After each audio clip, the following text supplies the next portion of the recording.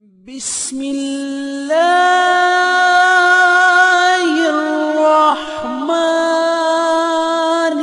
الرحيم. الرحمن علم القرآن خلق الإنسان علمه البيان.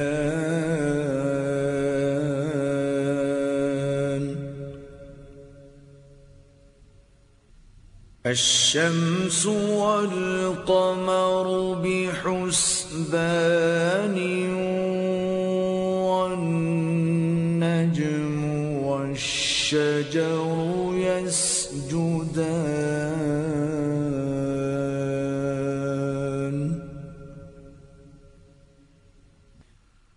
والسماء رفعها ووضع الميزان ألا تطغوا في الميزان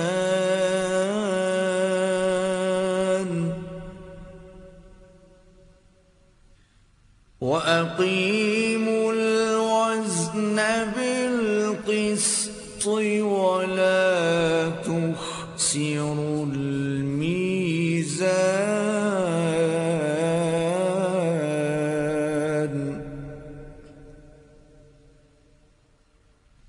والأرض وضعها للأنام فيها فاكهة والنخل ذات الأكمام.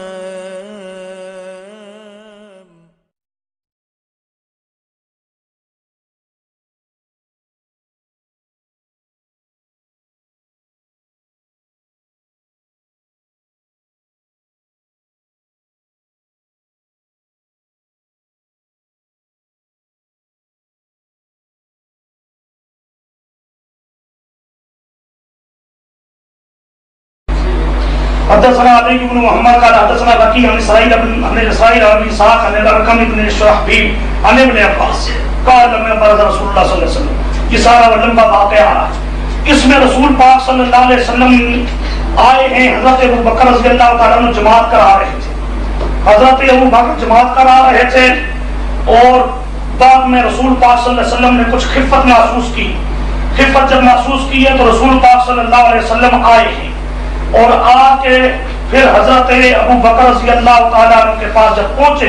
یہاں پر حدیث میں لفظ ہے اخذ رسول اللہ صلی اللہ علیہ وسلم من القراءۃ من حیث کان بلغ ابو بکر.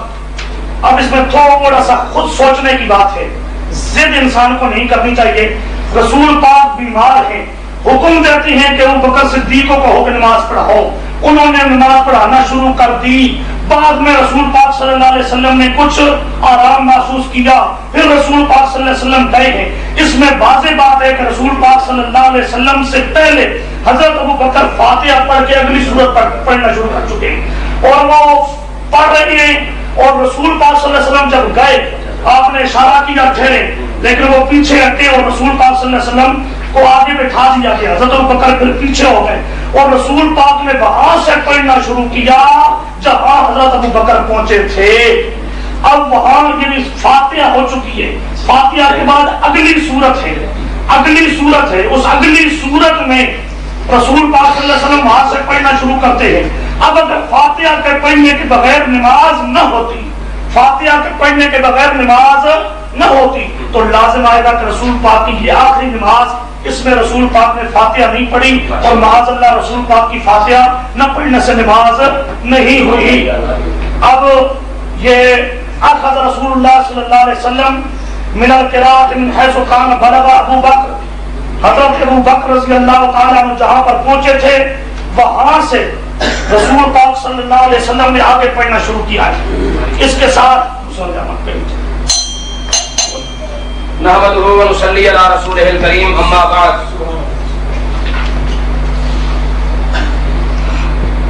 مولانا صاحب نے خدارا میدان اعتدال. امام احمد کہتے ہیں منکر حدیث ہے جدا. مالک کہتے ہیں کننا نتہم بالکذب کہ ہم اس کو جھوٹا سمجھتے تھے, یہ سخت منکر حدیث ہے. امام ابن معین کہتے ہیں لیس بثقة. اور ابن عباس عباس بن یحییٰ کذاب کہ یہ کذاب ہے. فقال نسائی وغیرہ متروک الحدیث ہے, یہ متروک الحدیث ہے. یہ جناب اس کلابی یہ صفحہ 144 کے اوپر جو موجود ہے. اور انہوں نے کہا تھا کہ اس کی کتاب میں کوئی چرا نہیں ہے جناب. اب انہوں نے بیان کی جی محمد عبد الرحمان, اچھا جی انہوں نے جناب بیان کی روایت حضرت یہ سنن ابن ماجہ مجھے آپ کے پاس نہیں. ابن عباس واخذ رسول اللہ صلی اللہ علیہ وسلم قراءت من حيث كان بلغ ابو بکر قال اچھا جی کہ جناب رسول اللہ صلی اللہ علیہ وسلم نے وہاں سے پڑھنا شروع کیا تھا. اور یہ نبی اکرم صلی اللہ علیہ وسلم مولانا نے فرمایا کہ رسول اللہ نے سورۃ فاتحہ نہیں پڑھی, فرمایا مولانا. اور رسول اللہ کیا کر بنے تھے امام, یعنی امام ہو کر رسول اللہ صلی اللہ علیہ وسلم نماز کے اندر سورۃ فاتحہ نہیں پڑھی. ہمارا تو اختلاف چل رہا تھا مقتدی کے بارے میں. پہلے یہ منع کرتے تھے کہ مقتدی نہ پڑھیں, اور آج یہ ثابت ہو گیا کہ امام بھی پیچھے آگے نہ پڑھیں. رسول اللہ کیا تھے امام تھے. رسول اللہ کیا تھے امام نے فرمایا کہ آپ نے سورۃ فاتحہ نہیں پڑھی. جس نبی نے اتنی سختی تاکیدی کے ساتھ فرمایا ہے کہ جو نہیں پڑھے گا اس کی نماز ہی نہیں ہوتی, اس نے خود چھوڑ دی ہوگی, اس نے خود چھوڑ دی ہوگی. اور پھر یہ نماز کون سی تھی؟ صحیح بخاری کی حدیث ہے, عبداللہ ابن عباس رضی اللہ عنہ بیان کرتے ہیں کہ یہ نماز ظہر تھی, یہ نماز ظہر تھی. اور ظہر کی نماز میں تو آنے والے کو پتہ ہی نہیں ہوتا کتنی پڑھی گئی ہے اور کتنی باقی ہے. نبی اکرم صلی اللہ علیہ وسلم کو کیسے پتا چل گیا تھا کہ جناب ابو بکر فاتحہ پڑھ چکے ہیں, میں آگے شروع کروں, اور رسول اللہ نے نہیں پڑھی. مولانا یہ آپ کی بات بغیر دلیل کے ہے, کوئی دلیل پیش کرو کہ رسول اللہ نے فاتحہ نہیں پڑھی تھی, ورنہ یہ رسول اللہ کا آپ کا بہتان ہے. نبی اکرم صلی اللہ علیہ وسلم نے سورۃ فاتحہ نہیں پڑھی. جس نبی نے اتنی بڑی بات فرمائی ہے کہ اس کے بغیر کوئی نماز نہیں ہوتی, خود بھی پیش کر رہے ہیں کہ جو بھی کوئی نماز پڑھے اس کی نماز نہیں ہوتی. وحدہ کے متعلق یا خلف الامام کے علاوہ خلف الامام کے لیے جب فرما دیا رسول اللہ صلی اللہ علیہ وسلم نے, تم بھی یہ حدیثیں پیش کر رہے ہو نا, خلف الامام کے علاوہ امام کے مقتدی کے لیے پڑھنا لازم ہے. تو رسول اللہ کیا تھے امام, اور آپ کے بقول یہ آپ نے کہا اگرچہ یہ بات حدیث میں نہیں ہے کہ رسول اللہ نے فاتحہ نہیں پڑھی تھی. اتنی بڑی بات رسول اللہ صلی اللہ علیہ وسلم کو متعلق صحیح بخاری کی حدیث کہ وہ نماز کیا تھی, ظہر کی تھی. کیا تھی نماز؟ ظہر کی تھی. اور اس ظہر کی نماز کے اندر نبی اکرم صلی اللہ علیہ وسلم کو یہ کیسے پتا چل گیا کہ ابو بکر رضی اللہ عنہ سورۃ فاتحہ پڑھ چکے ہیں, میں آگے سے شروع کروں. حضرت عائشہ رضی اللہ تعالیٰ نے بھی اس کی تصدیق کی, تائید کی. جب یہ واقعہ آپ کا رسول اللہ صلی اللہ علیہ وسلم حضرت عائشہ کے سامنے پیش کیا گیا, صحیح بخاری کے اندر یہ بات موجود ہے, حضرت عائشہ نے بھی تصدیق کی تھی. تو جناب آپ کی یہ دلیل, یہ بیان کی ہوئی حدیث بھی دلیل نہیں بن سکتی. سورۃ فاتحہ پڑھنے منع کرنے کے لیے اگر اس سے ممانعت ثابت ہوتی ہے تو امام کی ہوتی ہے, مقتدی کی نہیں, مقتدی کی نہیں ہے. پہلے امام مقتدیوں کو منع کرتے تھے, اب اماموں کو. اس لیے میں نے کہا تھا کہ مولانا آپ کے نزدیک تو امام کے لیے بھی لازم اور ضروری نہیں ہے, کیوں اتنا لمبا چوڑا جھگڑا ڈال رہے ہیں؟ لکھتے ہیں کہ اکیلے کے لیے بھی نہیں ہے, امام کے لیے بھی نہیں ہے, مقتدی کے لیے بھی نہیں ہے. حالانکہ انہوں نے کہا کہ جب امام پڑھ رہا ہے پھر ہمیں اور پڑھنے کی کیا ضرورت ہے. کہا تھا یا نہیں کہا تھا؟ کہا تھا نا. اچھا دیکھیے, امام اللہ اکبر کہتا ہے, ہم بھی اللہ اکبر کہتے ہیں. امام سبحانک اللہ کہتا ہے, ہم بھی سبحانک اللہ کہتے ہیں. امام اللہ اکبر کہہ کے رکوع میں جاتا ہے, ہم بھی رکوع میں اللہ اکبر کہہ کے جاتے ہیں. امام سبحان ربی العظیم کہتا ہے اور ہم بھی سبحان ربی العظیم کہتے ہیں. امام جناب سبحان ربی الاعلیٰ کہتا ہے, ہم بھی سبحان ربی الاعلیٰ کہتے ہیں. وہ بھی التحیات پڑھتا ہے, ہم بھی التحیات پڑھتے ہیں. اگر امام بنانے کا مقصد یہ ہے کہ تم کچھ نہ پڑھو, وہی جو کچھ پڑھے گا وہی کافی ہو جائے گا, تو پھر آج کے بعد سمم بکم عمیٌ تو بن کر کھڑے ہو جایا کرو, امام کے پاس کچھ بھی نہ پڑھا کرو. آئیے میں نے جو روایت بیان کی تھی, یہی روایت جو ابن ماجہ کے حوالے سے عن ابی اسحاق عن الارقم بن شرحبیل عن ابن عباس لما مر رسول اللہ صلی اللہ علیہ وسلم. یہ جواب میں نے دیے تھے. اب اس کے ساتھ مزید یہ جواب کہ یہاں پر ابو اسحاق جو ہے عن الارقم بیان کر رہے ہیں, اور اس میں جناب وکان مدلسا وابا اسحاق اختلط بآخر عمره کہ یہ آخری عمر کے اندر ان کا حافظہ خراب ہو گیا تھا. جس کا حافظہ خراب ہو جائے, جب تک یہ پتہ نہ چلے کہ یہ روایت اس کے حافظے کے خراب ہونے سے پہلے کی, اس وقت تک وہ قابل قبول نہیں ہے. اس لیے مولانا نعمانی صاحب آپ کی یہ بیان کی روایت بھی قابل قبول نہیں ہے, دلیل نہیں ہے. نحمدہ و نصلی علی رسولہ الکریم. سبحان اللہ. میں نے ابن ماجہ سے رسول پاک صلی اللہ علیہ وسلم کی آخری وقت کی نماز سنائی، آخری وقت کی۔ اس میں یہ فرماتے ہیں کہ یہ کہاں ہے کہ رسول پاک صلی اللہ علیہ وسلم نے فاتحہ نہیں پڑھی۔ اب یہ خود سوچنے کی بات ہے کہ رسول پاک صلی اللہ علیہ وسلم نے حکم دیا ہے کہ حضرت ابو بکر کو کہو کہ نماز پڑھائے۔ حضرت ابو بکر نے نماز پڑھانا شروع کر دی ہے، رسول پاک بیمار ہے۔ پھر رسول پاک صلی اللہ علیہ وسلم کچھ دیر کے بعد افاقہ محسوس کرتے ہیں۔ اب افاقہ محسوس کرنے کے بعد پھر آتے ہیں۔ کس طرح آتے ہیں؟ چل نہیں سکتے۔ کسی حدیث میں موجود ہے یحاذا بین رجلین ورجلہ تخطان فی الارض، رسول پاک صلی اللہ علیہ وسلم کے پاؤں مبارک دونوں زمین کے ساتھ گھسٹتے جا رہے، چلنے کی طاقت نہیں۔ پہلے حکم دیا، واضح بات ہے کچھ دیر گزر گئی، افاقہ ہوا، پھر یوں صحابی دوڑ لے کے گئے ہیں، حضرت عباس اور حضرت علی۔ رسول پاک صلی اللہ علیہ وسلم ان کے کندھوں پہ ہاتھ رکھے ہوئے ہیں اور یوں آہستہ آہستہ جا رہے ہیں۔ جب گئے جا کے جلس عن یمینہ، سمجھنا جلسہ ایسی ابن ماجہ میں جلس عن یمینہ، امام ہے، امام کے دائیں طرف بیٹھے ہیں، دائیں طرف بیٹھے ہیں، سمجھو امام کے دائیں طرف مقتدی کھڑا ہوا کرتا ہے۔ گویا کہ رسول پاک صلی اللہ علیہ وسلم نے ارادہ کیا ہے حضرت ابو ہریرہ کے، حضرت ابو بکر کے پیچھے پڑنے کا، گویا کہ نیت کر کے ان کے پیچھے گویا کہ بیٹھ گئے ہیں۔ آپ بیٹھ گئے ہیں اور بعض روایتوں میں موجود ہے رسول پاک نے اشارہ بھی کیا کہ آپ اپنی جگہ پر کھڑے رہیں، لیکن حضرت ابو بکر رضی اللہ تعالیٰ عنہ وہاں کھڑے نہ رہ سکے، پیچھے آ گئے۔ اب جب یوں سمجھو ایک آدمی مقتدی بن جائے امام کا، تو ہمارے نزدیک تو امام کی قرات مقتدی کی قرات ہو گئی۔ جب امام نے فاتحہ پڑھ لی ہے تو رسول پاک صلی اللہ علیہ وسلم کی فاتحہ بھی ہو گئی ہے، ہمارے نزدیک تو فاتحہ ہو گئی۔ اور پھر جو حضرت ابو بکر جو پیچھے ہٹے ہیں اور اپنا گویا کہ خلیفہ اور جان نشین مقرر کر دیا نماز کے معاملے میں، اب رسول پاک صلی اللہ علیہ وسلم کو کہ نماز آپ پیچھے ہٹے، یوں پیچھے ہٹے۔ اب کیا تھا؟ لوگوں کی ابتدا ابو بکر سے، ابو بکر کی ابتدا رسول پاک صلی اللہ علیہ وسلم سے۔ اب رسول پاک بنے ہیں امام۔ امام بننے سے پہلے ہمارے خیال کے مطابق، مسلک کے مطابق، تو امام کی فاتحہ مقتدی کی طرف سے ہو گئی۔ اب امام نے آگے پڑھنا شروع کیا، آگے پڑھنا شروع کیا، فاتحہ تو ہو گئی ہے، اب پڑھ رہے تھے حضرت ابو بکر۔ اب یہ کہتے ہیں زور کی نماز تھی، بالکل ٹھیک ہے، بخاری شریف میں موجود ہے زور کی نماز تھی۔ اب سوال ان کا یہ ہے کہ جب زور کی نماز تھی تو رسول پاک صلی اللہ علیہ وسلم کو یہ کیسے پتا چلا کہ حضرت ابو بکر کہ فلاں جگہ تک پہنچے ہیں؟ اس کے لیے یہ میرے پاس ہے فتح الباری بخاری شریف کی شرح، اس میں یہی سوال حافظ ابن حجر نقل کرتے ہیں۔ وہ کہتے ہیں احتمال اس کا یہ سوال کا اس کا جواب دیتے ہیں، فرماتے ہیں احتمال ان یکون صلی اللہ علیہ وسلم سمع لما قرب من ابی بکر الآیۃ التي كان انتهى إليها خاصة وقد كان هو صلی اللہ علیہ وسلم يسمع الآیۃ احیانا في الصلاة السرية كما سيأتي من حدیث ابی قتادہ۔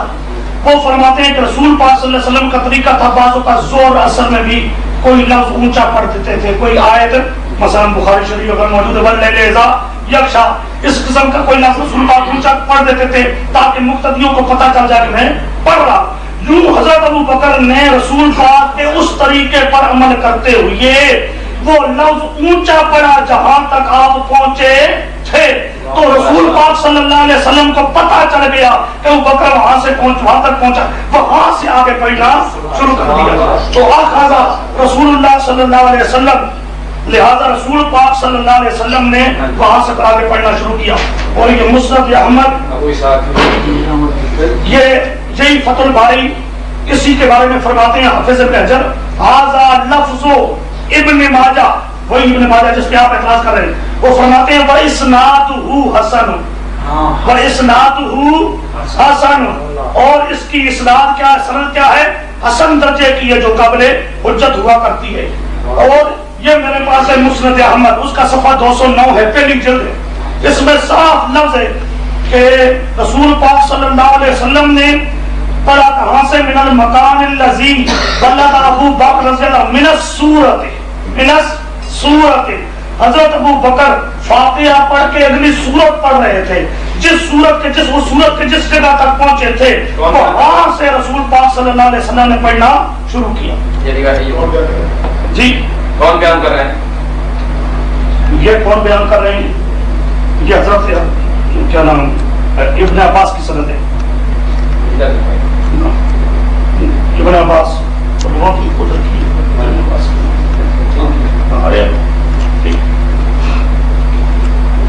اب یہاں پر ابن عباس، یہاں پر لفظ موجود ہے من السورہ، یہاں پر اتنا تھا من القراءۃ من حیث کان بلغ ابو بکر، اور وہاں پر لفظ موجود ہے من السورۃ، گویا کہ حضرت ابو بکر جو ہم کہہ رہے تھے کہ رسول پاک صلی اللہ علیہ وسلم کے پہنچنے میں کچھ دیر لگی ہے، تو یقیناً حضرت ابو بکر رضی اللہ تعالیٰ عنہ اگلی سورت پڑھ رہے تھے، البتہ اگلی سورت کی جس جگہ تک پہنچے تھے وہاں کا پتہ کیسے چلا وہ حضرت جواب۔ الحمدللہ آج تک ہم یہ سنتے آئے تھے کہ نبی اکرم صلی اللہ علیہ وسلم کے ہوتے ہوئے کوئی اور امام نہیں بن سکتا اور نبی کسی کا مقتدی نہیں بنے گا، اور ابو بکر صدیق رضی اللہ عنہ کو بھی جب یہی کہا گیا کہ مروا ابا بکر فلیصلی بالناس، تو انہوں نے کیا فرمایا کہ ما کان لابن ابی قحافہ ان یؤم رسول اللہ صلی اللہ علیہ وسلم۔ صحیح بخاری کی حدیث ہے، ابو بکر صدیق رضی اللہ عنہ نے فرمایا کہ نبی اکرم صلی اللہ علیہ وسلم کے ہوتے ہوئے ابن ابی قحافہ کو یہ زیب ہی نہیں دیتا ہے کہ وہ امامت کرائے، لیکن مولانا صاحب نے ماشاءاللہ آج ابو بکر صدیق رضی اللہ عنہ کو نبی اکرم صلی اللہ علیہ وسلم کا امام بنا دیا ہے، اور نبی اکرم صلی اللہ علیہ وسلم کو ان کا مقتدی، کہ جب تک ابو بکر نے کچھ آیتیں سنا دی نبی ان کے مقتدی بنے رہے، جب وہ آیتیں ختم ہوئی تو آگے سورت شروع ہونے لگی تو پھر نبی امام بن گئے اور انہوں نے آگے مسئلہ۔ اور پھر اس حدیث کے اندر یہ ہے کہ نبی اکرم صلی اللہ علیہ وسلم بیٹھے ہوئے تھے اور ابو بکر صدیق اور نبی اکرم صلی اللہ علیہ وسلم آ کر دائیں طرف بیٹھے، نبی اکرم صلی اللہ علیہ وسلم ابو بکر صدیق رضی اللہ عنہ کے دائیں طرف، ورنہ کیا اس حدیث کے اوپر آپ شامل فتویٰ دیتے ہیں کہ اگر امام کے ساتھ کوئی دائیں طرف آ کر کھڑا ہو جائے، پیچھے سے باقی سب بھی کھڑی ہو، امام کے برابر کوئی آ کر کھڑا ہو جائے، اور پھر اس کے علاوہ مولانا میں نے عرض کیا ہے آج تک آپ کے علماء سے بھی ہم نے یہی سنا ہے کہ نبی اکرم صلی اللہ علیہ وسلم آئے تھے اور آتے ہی امامت آپ کے ذمہ آ گئی تھی، آپ نے ابو بکر صدیق کی اقتدا اور مقتدی بنے نہیں ہے۔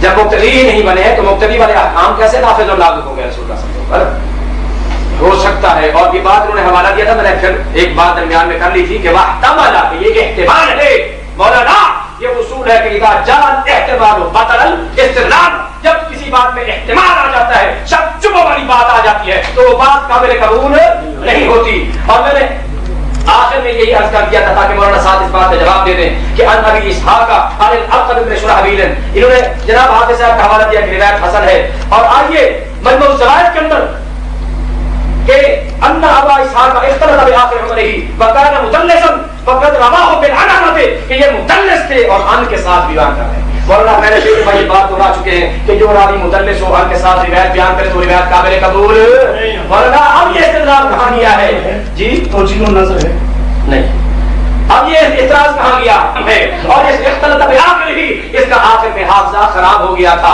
تو اس لیے اس کی روایت حسن ہونے کے باوجود بھی قابل استدلال نہیں ہے، یہ حجت نہیں بن سکتی، یہ دلیل نہیں بن سکتی۔ مولانا نے خود تسلیم کیا کہ یہ ظہر کی نماز تھی، تو ظہر کی نماز میں نبی اکرم صلی اللہ علیہ وسلم عالم الغیب تو نہیں تھے، کہاں پہنچ گئے جی، کبھی کبھی سناتے تھے رسول اللہ صلی اللہ علیہ وسلم، کبھی کبھی وہ ایک ایک آیت سناتے تھے نبی اکرم، اور اتنا تھا کہ جب آپ کو حکم دیا اتنے میں آپ نے خفت محسوس کی، آپ چلے گئے۔ اتنی لمبی چوڑی قرات نہیں گزر رہی تھی کہ ابو بکر رضی اللہ عنہ نبی اکرم صلی اللہ علیہ وسلم کی، اور یہ لفظ یہاں بھی کھڑے ہوئے ہیں کہ رقیقاً، وہ بڑے رقیق القلب تھے، یہ بھی بخاری کی روایت کے اندر موجود ہے کہ اے پیغمبر جب آپ کو مصلی پر نہیں پائیں گے تو وہ رونے لگ جائیں گے، لیکن نبی اکرم صلی اللہ علیہ وسلم نے پھر بھی حکم دیا، جو نبی اکرم صلی اللہ علیہ وسلم نے آپ کو حکم دیا تھا وہ تھے امام، جب آگے رسول اللہ صلی اللہ علیہ وسلم تو ان کی امامت کیا ہوگی ختم، وہ بھی نبی اکرم صلی اللہ علیہ وسلم کے وہ پیچھے ہٹنے لگے، لیکن رسول اللہ نے اپنے ساتھ ہی کھڑا کر لیا کہ نفاحت بیماری کی بنا پر آپ کی آواز زیادہ اونچی نہیں ہو سکتی تھی۔ ابو بکر یسمع الناس، کہ وہ لوگوں کو سنواتے تھے، آواز لوگوں تک ابو بکر صدیق رضی اللہ عنہ کی پہنچتی تھی، رسول اللہ کی آواز نہیں پہنچ سکتی تھی۔ تو مولانا آپ اب یوں توجیہیں تعبیریں نہ کریں، کبھی نبی کو مقتدی بنا رہے ہیں، کبھی جناب وہ قاری سورۃ فاتحہ انہوں نے پڑھی ہی نہیں ہے۔ میں نے کہا تھا اب جب مقتدی آتا ہے یہ قرات ہو چکی ہوتی ہے، پھر یہ سارے قیاسات ہیں مولانا، ان قیاسی پروپوزلوں کو چھوڑیے، کوئی واضح روایت ہو پیش کیجئے کہ جس میں رسول اللہ صلی اللہ علیہ وسلم نے سورۃ فاتحہ نہ پڑھی ہو اور رسول اللہ صلی اللہ علیہ وسلم نے پڑھی، کیونکہ آپ امام تھے، جب آپ نے مقتدیوں کو بھی حکم دیا ہے تو آپ بذات خود اس کو چھوڑ نہیں سکتے تھے۔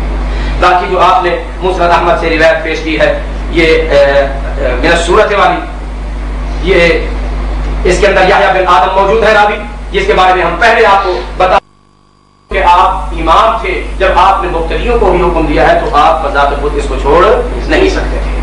باقی جو آپ نے مسند احمد سے روایت پیش کی ہے یہ میرا صورت والی، یہ اس کے اندر یحییٰ بن آدم موجود ہے راوی، جس کے بارے میں ہم پہلے آپ کو بتا چکے ہیں، ان کے اوپر جہاں موجود ہے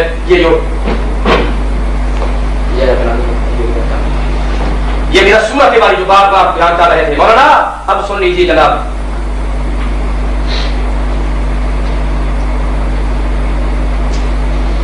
سبحان اللہ۔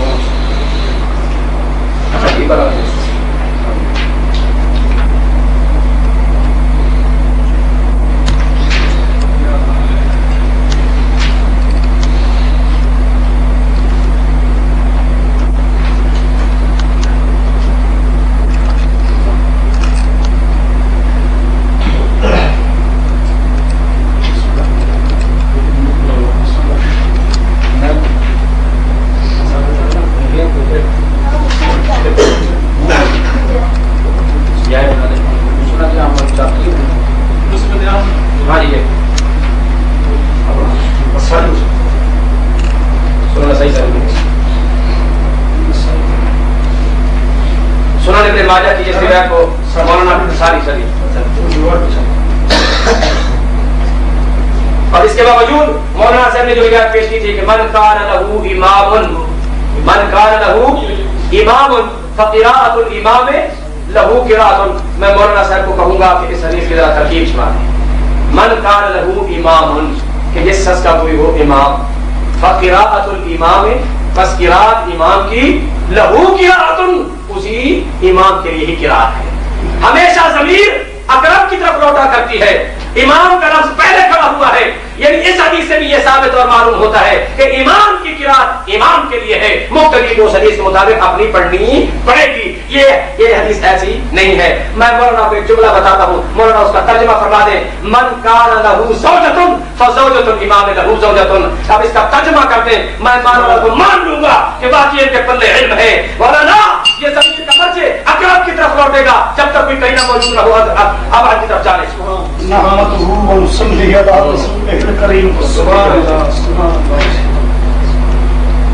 میں نے حضرت ابن عباس رضی اللہ تعالیٰ عنہ سے روایت رسول پاک صلی اللہ علیہ وسلم کے مرض پر وفات کی پیش کی ہے، اور یہ سند ہے حسن درجے کی۔ اس پر مولانا نے اعتراض یہ کیا ہے کہ رسول پاک صلی اللہ علیہ وسلم کی موجودگی میں کوئی اور امام نہیں بن سکتا۔ ہاں ٹھیک ہے، رسول پاک صلی اللہ علیہ وسلم کی موجودگی میں کوئی اور امام نہیں بن سکتا، یہی وجہ ہے کہ حضرت ابوبکر کے پیچھے ہٹ گئے۔ لیکن یہ آدمی کہے کہ رسول پاک صلی اللہ علیہ وسلم نے کسی کے پیچھے پڑھی نہیں نماز۔ اب یہ ایک نماز ہے جو رسول پاک نے مرض الوفات میں جماعت کے ساتھ آ کے ادا کی ہے، بخاری میں موجود ہے، یہی ظہر کی نماز ہے۔ ظہر کی نماز امام کے ساتھ پڑھی، یہ میرے پاس ہے ترمذی صفحہ ہے اس کا 48، اس کے اندر حضرت عائشہ رضی اللہ تعالیٰ نے فرماتی ہیں صلی رسول اللہ صلی اللہ علیہ وسلم خلف ابی بکر فی مرضہ الذی مات فیہ قائدا۔ آپ کہتے ہیں کہ کسی کے پیچھے نہیں ہو سکتی، یہ جس طرح وہاں میں نے کہا تھا یہ ترمذی شریف کے اندر صاف صریح موجود ہے کہ رسول پاک صلی اللہ علیہ وسلم حضرت ابوبکر کے مقتدی بنے تھے، مقتدی بن چونکہ حضرت ابو ہریرہ حضرت ابوبکر وہاں سے ہٹ گئے، جب ہٹ گئے تو بات یہی میں نے پھر آپ کو قانونی بتائی کہ جب امام کسی عارضے کے تحت پیچھے آ جائے اور مقتدیوں میں سے کوئی اس کا قائم مقام بن جائے تو پھر امام کی وہ جو قرات ہے وہ اس کے لیے تو کیا ہوتی ہے؟ کافی. ہاں اس سے آگے پڑھنا شروع کرتا ہے. آپ اس لیے آپ کہتے تھے وہ کوئی عالم الغیب تھے. اسی عالم الغیب کا جواب دینے کے لیے حافظ ابن حجر نے یہ بات کہی تھی کہ رسول پاک صلی اللہ علیہ وسلم جس طرح بعض اوقات کوئی نہ کوئی لفظ اونچا کہہ دیا کرتے تھے, اسی طرح حضرت ابوبکر نے اونچا لفظ کہہ دیا. جب اونچا لفظ کہہ دیا تو رسول پاک صلی اللہ علیہ وسلم کو پتہ چل گیا. جب پتہ چل گیا تو اس سے آگے رسول پاک صلی اللہ علیہ وسلم نے پڑھنا شروع کر دیا. تو فاتحہ ہو چکی ہے, فاتحہ کے بعد وہ پڑھ رہے ہیں. اس بات کی سند جی اسی بات کی سند جو وہ یہ حدیث کا معنی ہے. حافظ ابن حجر پیش کرتا ہے خدا کا بندہ. حدیث کے معنی کی ایک تشریح, حدیث کے معنی کی یہ حدیث کی ایک تشریح, حدیث کی ایک تشریح. جو آپ کہتے تھے عالم الغیب تھے جی, جس طرح ان کا قول کیا تھا عالم اپنا قول تھا. حافظ ابن حجر کہہ رہا ہے کہ رسول پاک صلی اللہ علیہ وسلم کا ایک طریقہ تھا, اس طریقے پہ رسول پاک صلی اللہ علیہ وسلم کے طریقے پہ عمل کیا ابوبکر صدیق نے, اور انہوں نے لفظ اونچا کہا تو حضرت رسول پاک صلی اللہ علیہ وسلم کو پتہ چل گیا. چونکہ ادھر ظہر کی نماز بھی صحیح روایت سے ثابت ہے, ادھر حافظ ابن حجر کہتا ہے یہ بات بھی اپنے مقام پر ٹھیک ہے, اس لیے دونوں کو ملاتا ہے. دیکھو دونوں حدیثوں کو تطبیق دی ہے, جب دونوں حدیثوں کو یوں تطبیق دی جائے تو اسی طرح ہوا کرتا ہے. اور باقی یہ میرے پاس اب توجیہ النظر یہاں موجود نہیں ہے. توجیہ النظر کے اندر ابو اسحاق سبیعی کے بارے میں صاف موجود ہے کہ چند ایک مدلسین وہ ہیں کہ جن کی روایت مقبول ہوا کرتی ہے. ان مدلسین کے اندر حضرت یہ ابو اسحاق سبیعی بھی ان کے اندر موجود ہے. اور آپ نے جو کہا تھا کہ اس کو اختلاط ہو گیا تھا یا کچھ, وہ میزان کے اندر موجود ہے لم یختلط, کہ اس کو اختلاط نہیں ہوا تھا کوئی. وہ صفحہ مل نہیں رہا تھا, دیکھتے ہیں. اچھا جی, حضرت ابن عباس والی کے مرض الوفات والی روایت, اس روایت سے مسئلہ میں سمجھا رہا ہوں کہ رسول پاک صلی اللہ علیہ وسلم کی زندگی کی آخری نماز ہے, اور یہ نماز بھی ہے سری نماز مخصوص طور پر, جس طرح بخاری شریف میں موجود ہے. اور اس سری نماز کے اندر بھی رسول پاک صلی اللہ علیہ وسلم نے امام کے پیچھے قرات نہیں کی, اور امام کے پیچھے قرات نہ کرنے کے باوجود رسول پاک صلی اللہ علیہ وسلم کی نماز ہو گئی. فاتحہ نہیں پڑھی آپ نے, فاتحہ نہ پڑھنے کے بغیر نماز ہو گئی, تو یقیناً ماننا پڑے گا کہ فاتحہ کا پڑھنا ضروری نہیں ہے.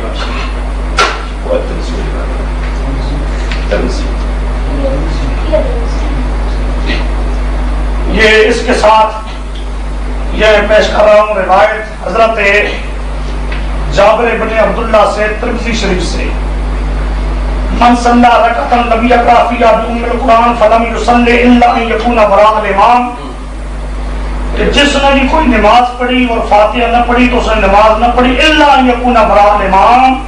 انہوں نے وہ لا صلاۃ کو بھی کہا تھا کہ یہ اکیلے کے لیے ہے, اور یہ روایت کی ہے کہ الا ان یکون وراء الامام, امام کے پیچھے ہو تو پڑھنے کی اجازت, امام کے پیچھے ہو تو پڑھنے کی کوئی ضرورت نہیں ہے.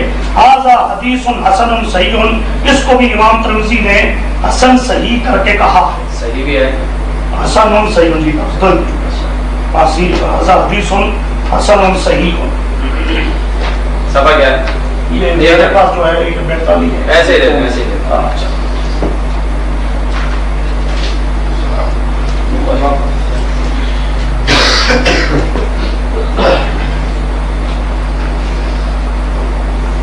اچھا جی, اس کے ساتھ ہی میں وہ شروع سے مطالبہ کر چکا ہوں کہ جو آپ نے شان نزول آپ کہہ رہے ہیں کہ کافروں کے لیے ہے, اس کا شان نزول اس کو باسند پیش کریں, اس کو باسند پیش کریں, لیکن اب تک آپ نے اس کو باسند پیش نہیں کیا. اور جو مرسل ہے اس مرسل کا ہی پہلے میں بتا چکا ہوں, من کان لہ امام, اس پر موحد صاحب نے اپنی علمیت کو کچھ بتاتے ہوئے جی ہوئی ہے, جی ہاں, نحمدہ و نصلی علی رسولہ الکریم اما بعد. مولانا صاحب نے اپنا سارا جو اب آ کر اسی حدیث کے اوپر لگایا. نبی اکرم صلی اللہ تعالی وسلم نے ابو بکر صدیق رضی اللہ عنہ کے پیچھے پڑھی. حالانکہ جس کتاب کا انہوں نے حوالہ دیا ہے سنن ابن ماجہ کے اندر یہی ہے کہ فکان ابو بکر یصلی بصلاۃ رسول اللہ صلی اللہ علیہ وسلم، کہ ابو بکر صدیق رسول اللہ کی نماز پڑھتے تھے. والناس یصلون بصلاۃ ابی بکر، اور باقی سارے لوگ ابو بکر صدیق کی نماز پڑھتے تھے. یعنی رسول اللہ صلی اللہ علیہ وسلم امام تھے، ابو بکر صدیق کیا تھے؟ مقتدی تھے. اور باقی سارے لوگ جو ہے وہ ابو بکر صدیق رضی اللہ تعالیٰ عنہ کے مقتدی تھے. اور ابو اسحاق سمیع کے حوالے سے انہوں نے کہا ہے کہ ان کے بارے میں توجیہ الناظر کے اندر ہے کہ یہ ان میں سے ہے کہ اس کے باوجود بھی جو ہے یہ حجت ہے. لیکن یہ ہے کہ میں نے مطالبہ کیا تھا کہ مجھے میزان اعتدال دکھائے کہ جس پہ یہ کہا کہ لم یختلف، لیکن یہ جناب اختلط بآخر عمر ہی کہ آخری عمر کے اندر ان کا حافظہ خراب ہو گیا تھا. اس لیے یہ روایت اور بالخصوص اس کا یہ مکان یہ قابل قبول نہیں ہے. جو مسلم عامر میں سے بھی رسول والی روایت بیان کی تھی اس میں یحییٰ بن آدم کے اوپر جو ہے مجرہ موجود ہے جس کا میں نے حوالہ دیا ہے.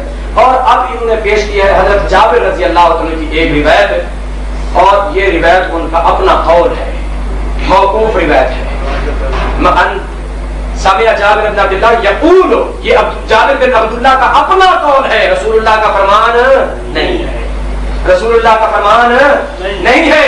میں نے جو روایت آپ کے سامنے پیش کی ہے وہ مرفوع ہے، اور مرفوع کے مقابلے میں مولانا صاحب نے خود کہا ہے کہ موقوف کی کوئی حیثیت نہیں ہے. مولانا اپنے بیان کیے ہوئے اصولوں سے تو انحراف نہ کیجیے، ان کو تو تسلیم کر لیجیے، مان لیجیے. یہ روایت صحیح ہم مان رہے ہیں، حسن مان رہے ہیں، لیکن یہ کیا ہے؟ موقوف. اور پھر یہی جابر رضی اللہ عنہ ہے، سنن ابن ماجہ کے اندر ان کی حدیث موجود ہے کہ ہم نماز ظہر کے اندر پہلی 2 رکعتوں میں سورۃ فاتحہ بھی پڑھتے تھے اور ان کے ساتھ سورت بھی پڑھتے تھے، اور پچھلی 2 رکعتوں میں صرف سورۃ فاتحہ پڑھا کرتے. جابر بیان کرتے ہیں سنن ابن ماجہ کے اندر کہ ہم نماز کے اندر ظہر اور عصر کی پہلی 2 رکعتوں میں سورۃ الفاتحہ و سورۃ کہ فاتحہ بھی پڑھتے تھے، اس کے ساتھ سورت بھی پڑھتے تھے، اور پچھلی 2 رکعتوں میں صرف سورۃ فاتحہ پڑھتے تھے، باقی سورت نہیں پڑھتے تھے. یہ صحابی کا عمل ہے، یہ صحابی کا فعل ہے. اور آپ کی فقہ کا یہ اصول ہے کہ راوی جب اپنی مرضیہ یا اپنی بیان کی روایت کے خلاف اگر عمل کرے تو وہ روایت منسوخ سمجھی جائے گی. یہ آپ کا عمل ہے، آپ کا اصول ہے کہ جب راوی اپنی مرضیہ کے خلاف عمل کرے. اب ان جابر کا عمل کیا ہے کہ وہ ظہر اور عصر میں امام کے پیچھے سورۃ فاتحہ بھی پڑھتے تھے، ساتھ سورت بھی پڑھا کرتے تھے، اور پچھلی 2 رکعتوں میں صرف سورۃ فاتحہ پڑھا کرتے تھے. سنن ابن ماجہ کی حدیث ہے اور اس پہ کسی قسم کی کوئی جرح نہیں ہے. مولانا یہ آپ نے جو روایت آخر میں آخری تیر مارا ہے نا کہ یہ روایت موقوف ہے، مرفوع نہیں ہے. آپ اس کو مرفوعاً بیان کریں، ثابت کرتے صحیح سند کے ساتھ، ہم ماننے کے لیے تیار ہو جائیں گے. لیکن یہ مرفوعاً ثابت نہیں ہے، موقوف ہے. لیکن یہ اس عبادہ بن ثابت رضی اللہ عنہ کی متواتر اور مشہور حدیث کے مقابلے میں اس لیے یہ موقوف قابل قبول نہیں ہے، کوئی قابل قبول نہیں ہے. اور اسی طرح یہ ابن اسحاق امام کے متعلق انہوں نے جرح کی ہے، یہ سیرت ابن اسحاق ہے. اس کے اندر یہ دیکھیے اتنے موٹی کتاب، صرف امام ابن اسحاق کے حالات، ان کے متعلق محدثین کے اقوال، ان کے فرامین جناب بیان کیے گئے ہیں. اب آئیے نبی اکرم صلی اللہ تعالی علیہ وسلم کا ایک اور فرمان میں آپ کے سامنے پیش کروں.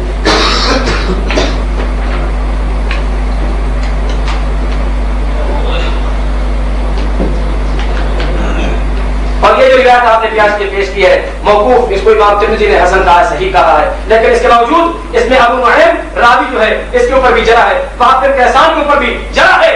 اور امام ذہبی نے میزان الاعتدال میں کہا کہ لا تغتر بتحسین الترمذی ولا بتضعیفہ، کہ صرف امام ترمذی کے کسی حدیث کو حسن یا صحیح کہہ دینے سے کبھی دھوکہ نہ کھانا جب تک کہ کوئی دوسرے محدثین اس کی تائید نہ کر دیں. اس کے 2 راویوں کے اوپر جرح بھی ہے باوجود موقوف ہونے کے، اور یہ موقوف ہے، مرفوع نہیں ہے. مرفوع کیا ہے؟ فلا تقرؤوا بشيء من القرآن اذا جهرت الا بأم القرآن، کہ جب میں جہری قرآن کر رہا ہوں، پڑھ رہا ہوں، تو اس وقت سوائے سورۃ فاتحہ کے کوئی اور چیز نہ پڑھا کرو. ورنہ نافع کا ثقہ ہونا بھی یہ دیکھ لیجیے تہذیب التہذیب کے اندر کہ وثقہ ابن حبان کہ امام ابن حبان نے اس کو ثقہ کہا ہے. آپ نے کہا تھا کہ یوں تذکرہ نہ آئے، حالانکہ امام بینی نے کہا تھا ہوا تو شکاتم، اس میں بھی اس کی ثقافت ثابت ہو گئی تھی. ابن حبان نہیں، اب وثقہ ابن حبان کہ امام ابن حبان نے اس کو سیکا کہا ہے. مقبول کی بھی ثقافت ثابت ہو چکی، محمد بن اسحاق کے بھی. یہ متعدد واسطوں سے جو روایت بھی آئی ہے نا، یہ مزید مرفوع معتزل ہو جاتی ہے، جس کو مزید خارجی قرائن حاصل ہو جاتے ہیں صحت کے لیے، اور متعدد طرق کے آنے کی بنا پر کوئی ضعیف روایت بھی حسن بن جاتی ہے. یہ تو صحیح ہے، متعدد طرق سے آنے کی بنا پر یہ صحت کے اعلیٰ مرتبے پر فائز ہو جائے گی. مولانا یہ اصول ہے، آپ نے حوالہ دیا، ہم نے مان لیا، ہم نے مان لیا، لیکن ذرا اس کو ثبوت تو دیجیے. کلام یختلف، آپ ذرا دکھائے تو صحیح، ہم بھی تو دیکھ لیں کہ کیا صحیح ہے کیسا ہے کہ یہ اختلاف نہیں ہوا تھا. اور نبی اکرم صلی اللہ علیہ وسلم کی وہ حدیث جس کو صحیح حسن کہا گیا، صحیح کہا گیا، زیادہ سے زیادہ اس کے اوپر اعتراض مولانا نے کیا تھا ابن صاحب کے اوپر، اس سے کہا ہے سب، اور اس کو اکابر احناف علماء نے بھی تسلیم کیا کہ الحق الابلج، کہ حق ابلج یہی ہے کہ جناب حق یہی ہے، دل کے چراغ سورج کی طرح روشن اور واضح حق یہی ہے کہ یہ فقہ ہے، اس کے توفیق کے اندر کسی قسم کا کوئی شک و شبہہ نہیں ہے. مولانا اب اس انداز کی مجبوری روایتیں، یہ ادھر ادھر کی روایتیں پیش کرنے کے بجائے من کان لہو امام فقرات و امام لہو قرات، ان کے متعلق میں نے عرض کیا کہ لہو کی ضمیر اس کا مرجع امام ہے جو اقرب ہے. اب آپ کی طرف اس وقت لوٹایا جاتا ہے جس وقت کوئی رکاوٹ اور مانع موجود ہو، یہاں پر کوئی ایسا مانع رکاوٹ موجود نہیں ہے. یہ بات میں نہیں کہہ رہا، امام سندھی نے سنن ابن ماجہ کی شرح کے اندر لکھی ہے کہ لہو کی ضمیر امام کی طرف جا رہی ہے کہ من کان لہو امام فقرات الامام لہو قرات، من کہ جو مقتدی ہے لہو امام، اس کا کوئی امام ہے، فقرات الامام لہو قرات، تو امام کی قرات اسی کے لیے ہے، یعنی امام کے اپنے لیے ہے، مقتدی کے لیے نہیں ہے. مقتدی اپنے طور پر آپ پڑھے، جیسا کہ رسول اللہ نے فرمایا کہ جس وقت تک مقتدی بھی امام کے پیچھے سورہ فاتحہ نہ پڑھے اس وقت تک ان کی نماز نہیں ہوتی ہے. اور میں نے ایک فکرہ بھی بولا تھا کہ من کان لہو زوجۃ فزوجۃ الامام لہو زوجۃ کا ترجمہ مولانا فرما دیں، خود بھی امام بنتے ہیں ماشاءاللہ. پھر میں دیکھوں گا کہ اس عبارت کے اوپر کیسے عمل ہوتا ہے مقتدیوں کا. اور یہ اس سے پہلے یہ روایت جناب نے 42 بیان کیا، اور اس کے اندر یہ بات موجود ہے کہ لا صلاۃ لمن لم یقرأ بفاتحۃ الکتاب، اور اس میں جناب اقبال احمد فہذا رجل من اصحاب الحدیث تعبر لا صلاۃ اذا كان وحده، اکیلے کے لیے ہونے کے باوجود وقت احمد مع هذا، امام احمد یہ کہتے ہیں اکیلے کے لیے، لیکن اس کے باوجود امام احمد نے خود کیا اختیار کیا ہے، حاضر قراءۃ خلف الامام وان لا يترك الرجل فاتحۃ الکتاب وان كان خلف الامام، اگرچہ امام کے پیچھے ہی کیوں نہ ہو سورۃ فاتحہ نہ چھوڑے. اور آئیے ان عبد اللہ بن مبارک انه قال، عبداللہ بن مبارک بھی فرماتے ہیں ان انا اقرأ، میں بھی پڑھتا ہوں خلف الامام میں، امام کے پیچھے. صفحہ 42 وہی صفحہ جو مولانا نے بیان کیا تھا، میں بھی پڑھتا ہوں. والناس یقرؤون، سارے لوگ پڑھتے ہیں، الا قوم من الکوفیین، مگر کوفیوں کی ایک جماعت ہے جو نہیں پڑھتی. صفحہ 42 ترمذی مولانا صاحب کی وہی جس میں انہوں نے آخری حوالہ جو اپنے مطلب کا تھا موقوف روایت تھی وہ پیش فرما دی. اس سے پہلے جو ابو ہریرہ رضی اللہ عنہ، یہ ابو بکر بن صامت کی شروع کے اندر روایت کھڑی ہوئی ہے کہ نبی اکرم صلی اللہ علیہ وسلم کی قرات فارغ ہو گئی، آپ نے سلام دیا، پوچھا کہ میرے پیچھے پڑھتے ہو؟ صحابہ نے کہا ہاں. آپ نے فرمایا لا تفعلوا الا بما القران فان الله صلى الله عليه وسلم کہ جو نہیں پڑھتا اس کی نماز نہیں ہوتی. میرا بیٹا حق حق سونا پڑھتا اسی کی ایک حدیث کو چھپا کے ہے اور ایک کو بیان کرتا. سبحان اللہ. نحمده ونصلي على رسوله الكريم. سبحان اللہ.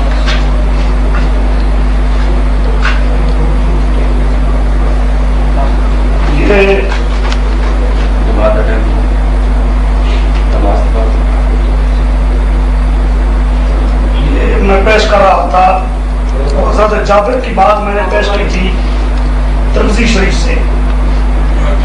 یہ میرے پاس ہے تحوی،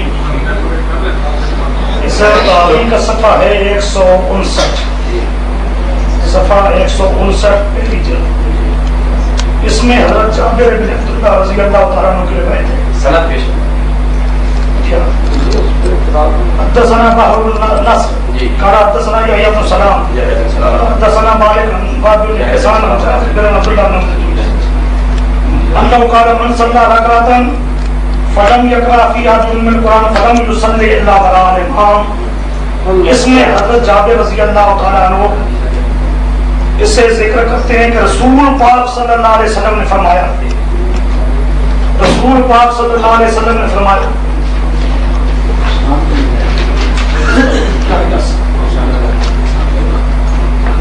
من صلی رکعتا فلم یقرأ فیہا بأم القرآن فلم یصلی الا وراء الامام کہ ویسے تو ام القرآن نہ پڑھے تو نماز نہیں ہوتی، مگر امام کے پیچھے ہو تو نہ پڑھے، اور اس کو وہ نقل کرتے ہیں عن النبی صلی اللہ علیہ وسلم۔ یہ حضرت جابر رضی اللہ تعالیٰ عنہ کی روایت یہاں پر مرفوعاً منقول ہے۔ میں اس سے پہلے واضح کر چکا ہوں، اصل ہمارا استدلال قرآن پاک کی آیت سے جس کا نزول امام احمد نے اس پر اجماع نقل کیا، اور اس کے ساتھ ساتھ پھر انصاف کی 3 حدیثیں، پھر اس کے بعد منازعات کی 2 یا 3 میں حدیثیں سنا چکا ہوں، 3 حدیثیں۔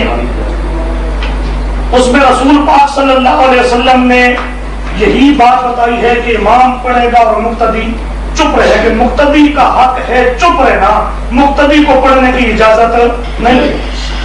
اور محمد ابن اسحاق کی یہ بات بار بار کر رہے ہیں، میں شروع سے مطالبہ کر رہا ہوں کہ محمد ابن اسحاق والی جو سند ہے اس سند کے بالکل مطابق کوئی لے آؤ، اور اس کی جو حدیث آگے ہے متن، اس متن کے مطابق بالکل لے آؤ، تب اس روایت کو تم پیش کر سکتے ہو، ورنہ اس کو پیش نہیں کر سکتے۔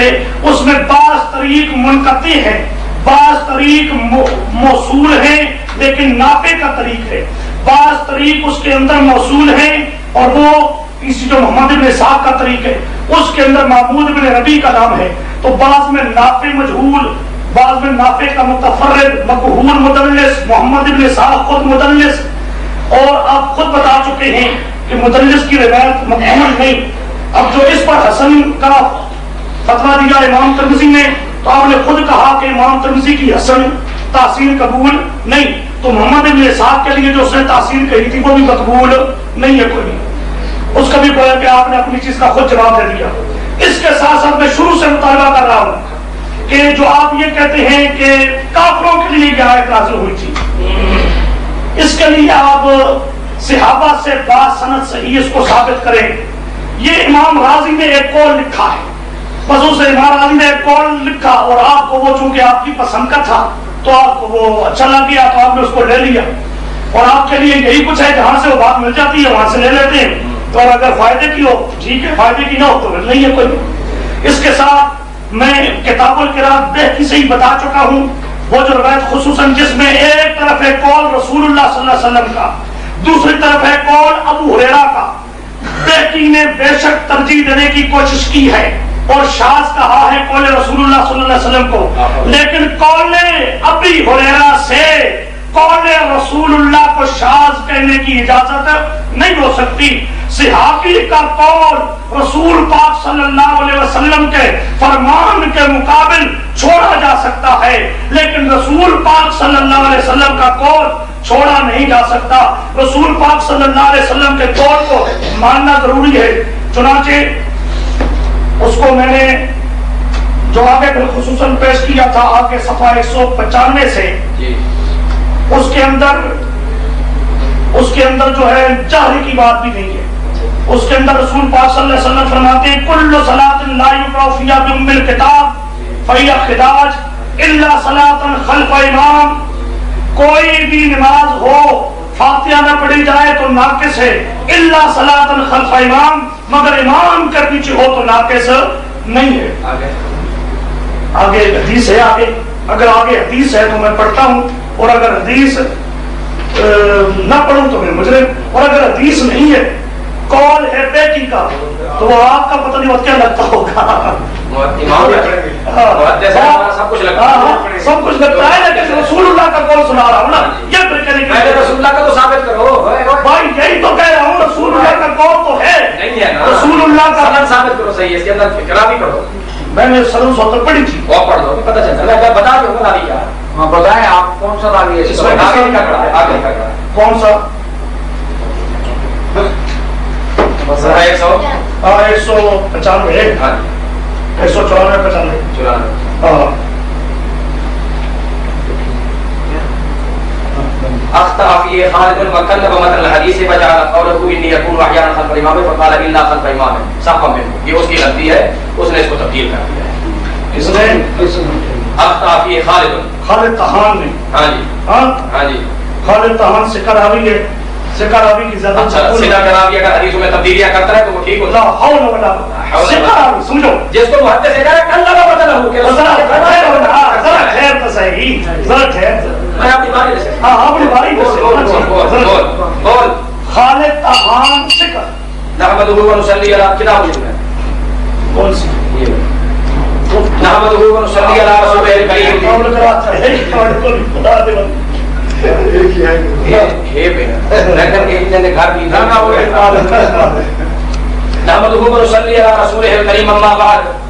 میں نے مطالبہ کیا تھا کہ جابر رضی اللہ عنہ کی روایت موقوف ہے اس کو مرفوع بیان کریں. مولانا صاحب نے اس کو شاہباز آثار تحافی کے حوالے سے بیان کیا ہے. میرے پاس صفحہ 100 اس کا 7 ہے, چھاپا اور ہے, حدیث وہی ہے.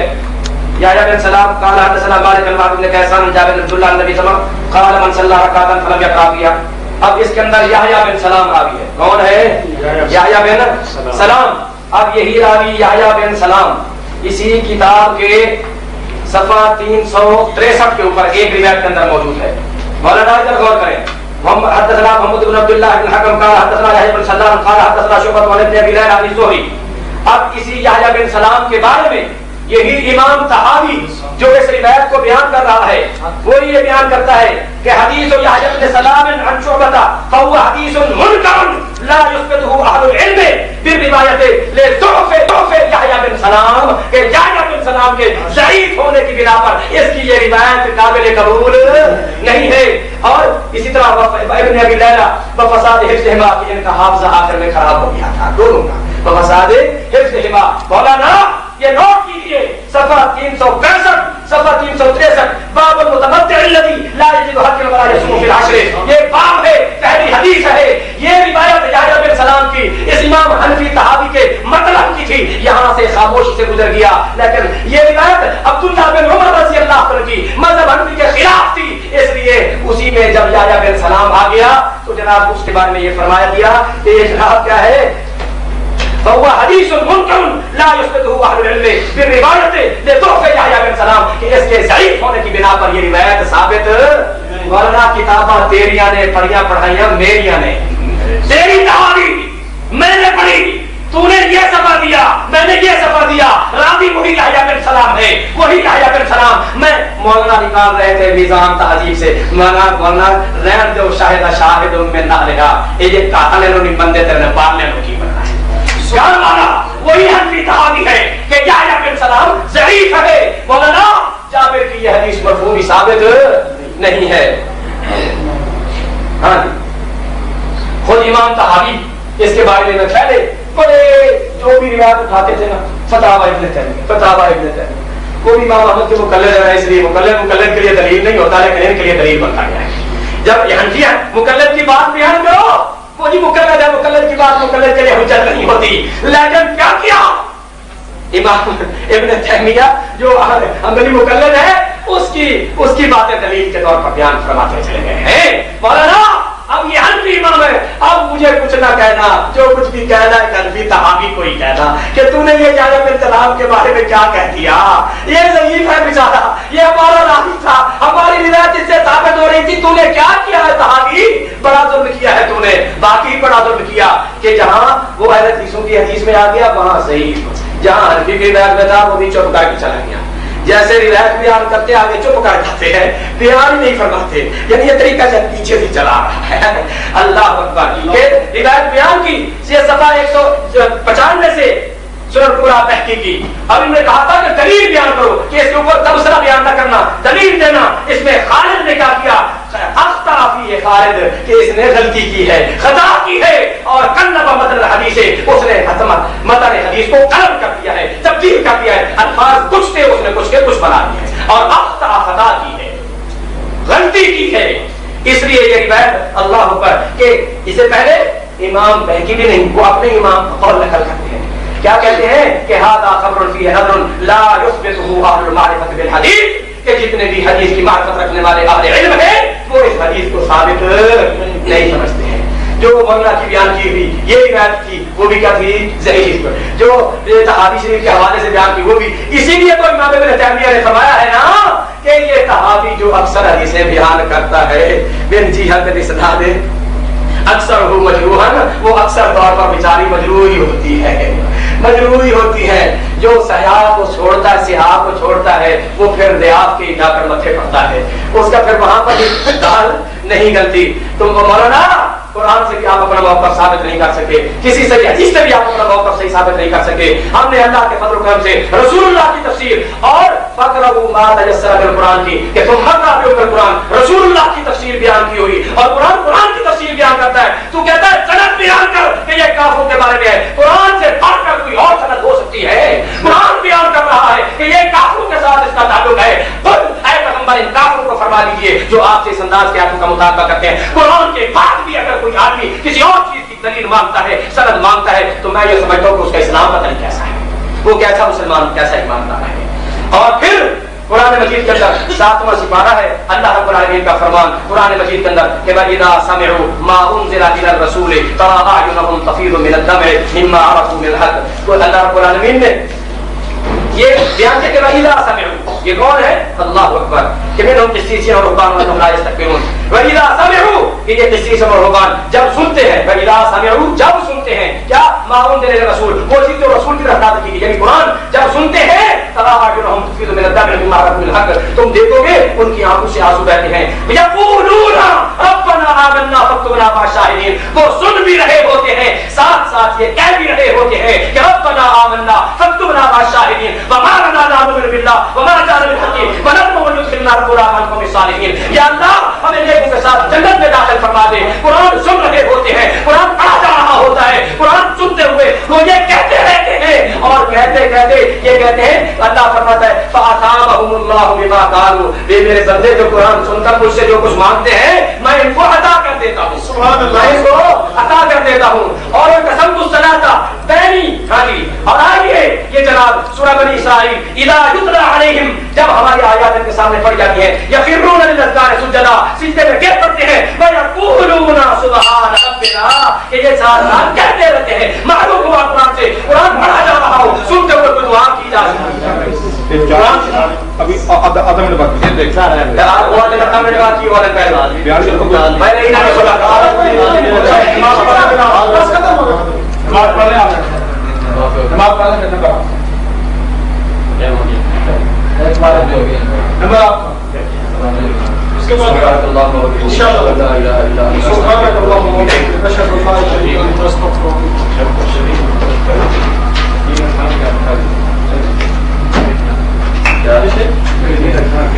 اب یہ بند کریں گانے گانے کرنا پڑے گا قرآن حدیث بیان کیا پہلا بھی پیشہ دے تھوڑا جام رہے وہ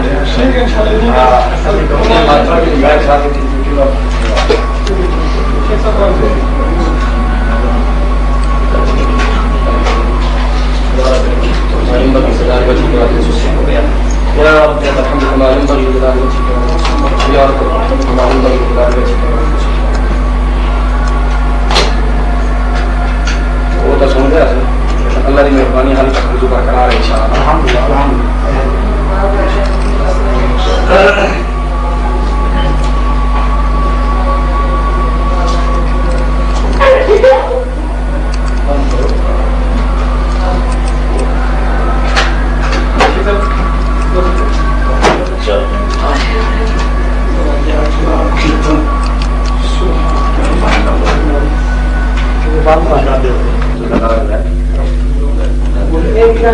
کم من حنفی فرع مرجی وزیدی مسلم.